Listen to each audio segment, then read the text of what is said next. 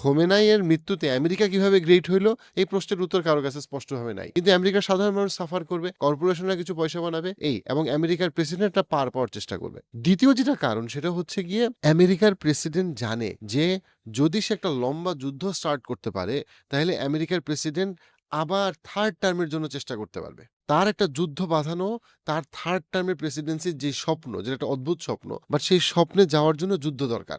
যুদ্ধ ছাড়া America constitutionally কখনোই ট্রাম্প থার্ড প্রেসিডেন্সিতে যাওয়া সম্ভব না। একমাত্র যুদ্ধের ক্ষেত্রে কনস্টিটিউশনে একটা লুপ হোল আছে, সেটাকে কাজে লাগায় ট্রাম্প চিন্তা করতে পারে যে আমি হয়তো বা থার্ড প্রেসিডেন্ট আমি চলে যাব। আর ৩ নম্বর যেটা কারণ সেটা হচ্ছে গিয়ে আমেরিকার কিছু ভিক্টরি মেসেজ দরকার। একটা হচ্ছে ডোনাল্ড ট্রাম্পের এই এপস্টিন কেস ধরে রাখা, একটা হচ্ছে কিছু সে তো কোনো ভিক্টরি দেখাইতে পারতেছে না। সে জানে যে সে যে ট্যারিফের যা কিছু সে করছে কোনোটাই তার পক্ষে যায় নাই। সে কোনো দিক থেকেই তার $40 বিলিয়ন ডেট সে আসলে নিয়ন্ত্রণ করতে পারতেছে না।